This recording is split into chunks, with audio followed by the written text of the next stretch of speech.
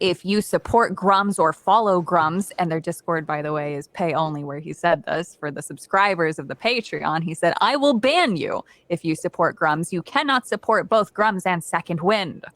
He's also excessively used the @everyone button, which has pissed everybody off in the Discord, and he will tell people if you don't like it, leave. Of today's stream, Second Wind. Now, there always seems to be something going on with these guys. It's like every few weeks something happens.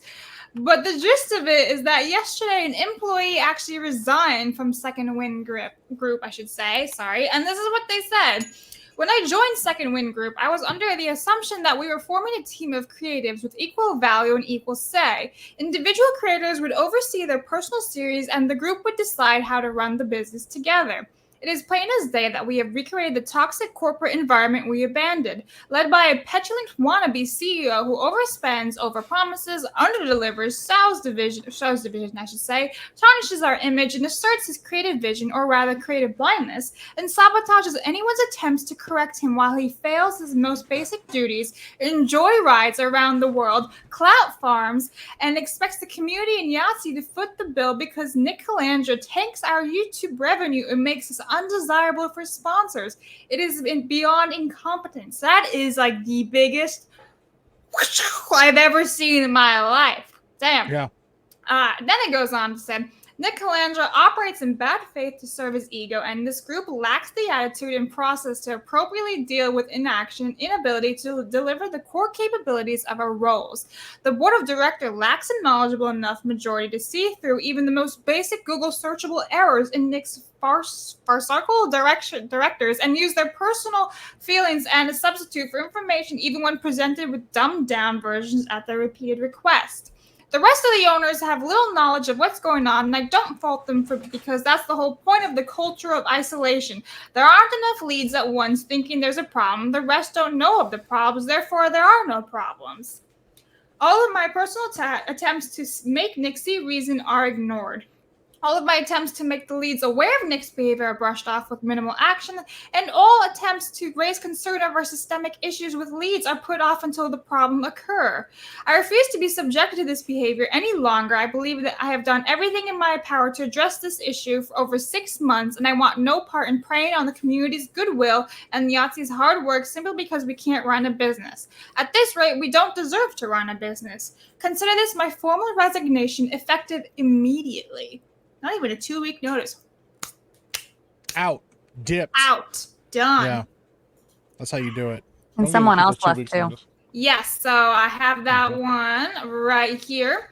And this is from Cisco Araneta, I believe his name is. Critical support for the other Frost. Today was my last day at Second Wind as well. All I can say is we exceeded sales goals every single month. Thank you to all the dope clients I've had the privilege of working with. Let's do it all again soon. Email and LinkedIn is in my bio.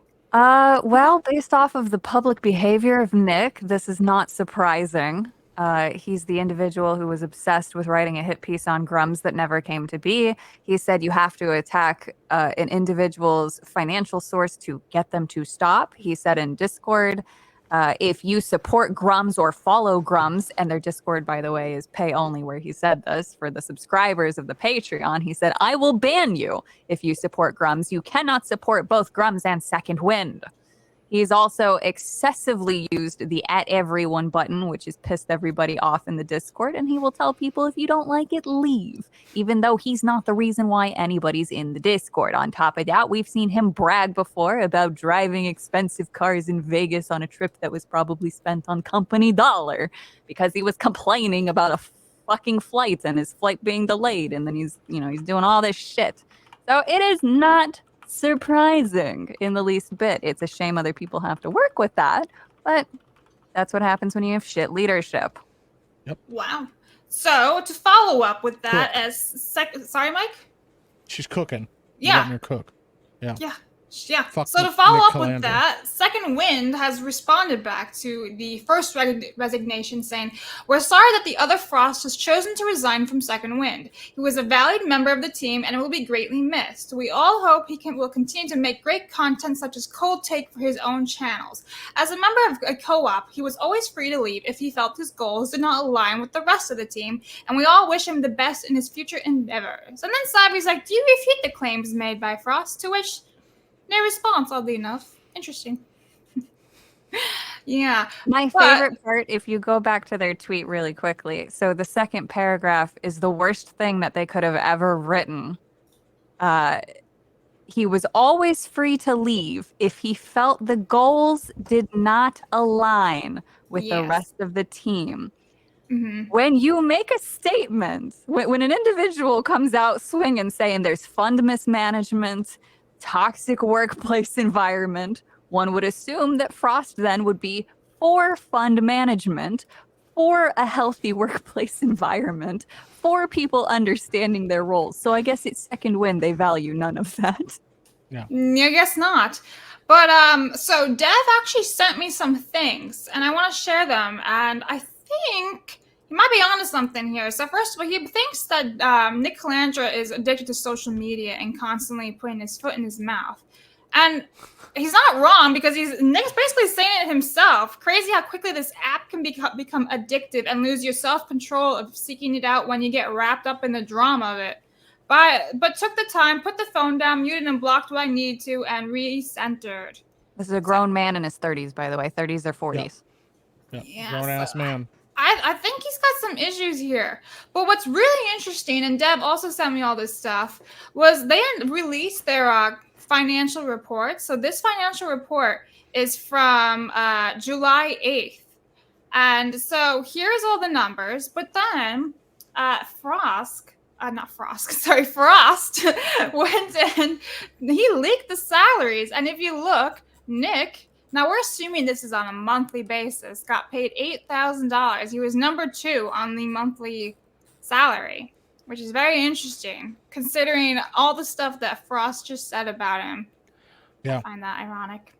It's wild, bro. How See, the that's- hell is that guy getting the second most when he does nothing, sits on Twitter and cries all day, Mm-hmm. and then tries to paint himself as a victim constantly? Like, what is he actually doing? What does Nick even do? Probably the boss. But he's not really the boss. No, I'm saying he's probably doing the boss Oh. in Minecraft. Oh. Yeah, they're docking. Yeah, in Minecraft, of course. Yeah, Mhm. that's the only thing I can figure. Yeah. That's unattractive. I mean, it just seems like a lot of money to pay Yahtzee on a monthly basis, considering zero punctuation had kind of fallen off. It's just, I was talking to Blabs about this before the show. I remember back in, what was 2007, 2008, when they brought his segments into X-Play, back when it was still Sessler and Webb. And it lasted for, I don't know, I want to say like half a year at best before they stopped carrying him. But I feel like the allure of his content fell off like even 10, 12 years ago. So again, I just don't understand like how they've valued him at that much. Yeah. I mean, I'm not the target audience, I guess, because, I feel like his shtick kind of devolved into anything that comes out is awful and I hate it. Yeah. But there is one other thing here, and this is from the Discord, and this is Nick's statement. It's a bit hard to read, so I'm gonna zoom in on so I can read this. But this is Nick I can read it adding. pretty well. You want to read it, Extra Zero? Yeah. Go for it. It says, at everyone, this morning we let go our head of sales, Cisco, as we had differing expectations for the job and the future direction of the company. During the meeting where we discussed this with staff, Frost made the decision to resign, which came as a surprise to all of us. And he made this post declaring how he felt about the situation at large. Frost had a different direction he saw the channel going in, including content, viewership goals, revenue strategy, and management. While there were some initiatives that we agreed on, or were implementing, ultimately the vast majority of the team did not agree with Frost's direction as a whole. Our financials are public, so you know where our money is going and how it's coming in. We try to be transparent with you and hold ourselves accountable in situations like this. Obviously, there's some things he mentioned specifically about me in there, some things that I agree with, like my social media use. The team did their job to course correct me, frighteningly so, and in the past few weeks, I believe I've shown that we can grow and be a better partner in the co-op. We've been making internal changes to open lines of communication to make sure that the issues like this are being addressed. We've shifted some responsibilities within the company to make sure that everyone's voice is being heard. The Second Wind team is not breaking up, and things will continue as we navigate this. I'm truly sorry things didn't work out with Frost, and I personally wish both him and Cisco well in their future endeavors. Crazy. I would like to reiterate that this is a 30 to 40-year-old grown man making $100,000 a year, stating that his coworkers had to come in and stage an intervention for his social media use. He is not right in the brain. He lacks developmental maturity, and he should not be in a position of power, no matter how small that power is. This is an indie company. They're not some massive, billion-dollar thing. This is a small group, and one person can literally break that.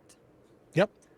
Bro, I just really want him to get diarrhea and shit his pants one day. In Minecraft. On camera. This is his On income. camera, though. Pretty good for Second Wind. Pretty freaking good. So, yeah. It's wild shit, man. It is insane. Very insane. Yeah. And it's a shame because so many things have the potential to be great, and you just throw it all away. You just Nick throw it still has out. me blocked on Twitter, and that makes him a bitch. So. Oh, he unblocked me after we confronted him. Like, the fuck you blocking me for? I don't even know you. I don't talk to you. Let's do this. Melissa still has me blocked too, and I want to. Oh, yeah. I want to actually take her up on her boxing offer. Listen, if they can do it at the Olympics, then we can do it.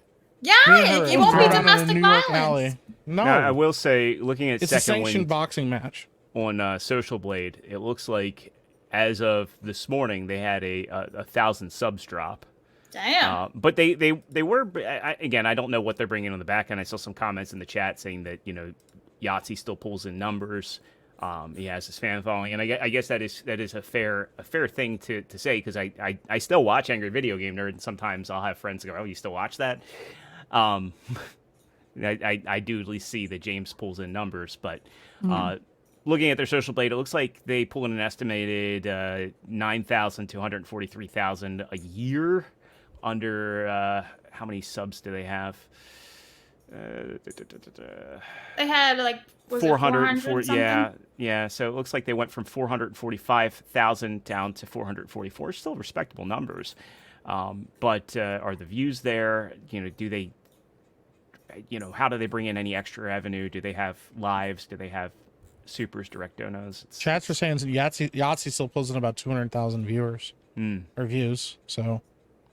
Yeah, he's the whole reason why they make any money. Nobody's subscribing to Second Wind because of Nick. They're subscribing for Yahtzee, and then I guess Frost's videos were actually the second most popular for the content that they put out. So they've lost that. So that's going to be a big chunk of any content revenue that they're going to lose. And if they are paying him 1,200, I'm sorry, what was it? 12,500 a month. Yeah, Yahtzee's getting 12 and Nick's getting 8. Something in the 8 ballpark. Yeah. There it is. 12,500, 8,042. Yeah, so respectively, it's like they're paying out a lot more than that they're bringing in, at least as far as I can see. So crazy, guys. Yeah. Crazy. It's awful, bro. Final thoughts on that one, Savvy? Frost said he's going to continue talking about it. So depending what he drops, he could actually crush him. That would be interesting. Because a lot of people are fed up with Nick. A lot of people, like his own viewers, his own followers, something I've always seen on all of his posts too. When I could see them, they were like, dude, you're way off the mark. Dude, we get it. You don't like Grums. Like, don't like him either, but like, just move on. Like, who cares? Like, those are his own followers saying that, not people outside of it. It is. Dev just chimed in and said, yeah, they're currently live with 150 viewers, which is really low for a 444,000 sub channel. 150 viewers only? Yeah, especially on a Friday. Like I can pull that on my tiny ass channel. Yeah. Yeah, same.